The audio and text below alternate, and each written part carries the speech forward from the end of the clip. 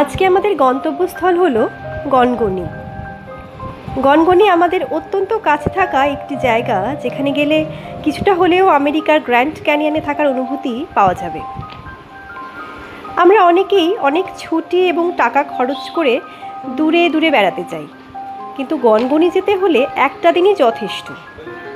চাইলে কেউ একটা পিকনিকও করে আসতে পারেন দলবল নিয়ে। গনগনি যেতে হলে সাঁতরাগাছি থেকে রূপসী বাংলা অথবা আরণ্যক এক্সপ্রেসে রওনা দিয়ে দিন। ঘণ্টা তিনেকের মধ্যে পৌঁছে যাবেন গড়বেতা স্টেশনে। সেখান থেকে একটা টোটো নিয়ে মিনিট 20-র মধ্যে পৌঁছে যান সোজা গনগনিতে। তবে এখানে গেলে সঙ্গে কিছু খাবার দাবার অবশ্যই নেওয়া উচিত, কারণ দোকানপাট নেই বললেই চলে।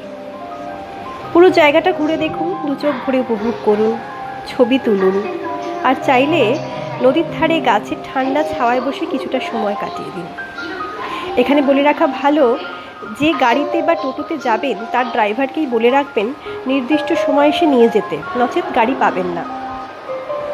যাই হোক, এবার গনগনি থেকে বেরিয়ে সোজা চলে যান গড়বেতা স্টেশনে এবং সেখান থেকে রূপসী বাংলা বা আরণ্যক এক্সপ্রেস ধরে আবার পৌঁছে যান সাঁতরাগাছি অথবা অন্য কোনো আপনার সুবিধা মতো স্টেশনে। ঘুরে আসুন গনগনি, কথা দিলাম মুগ্ধ হবেনই।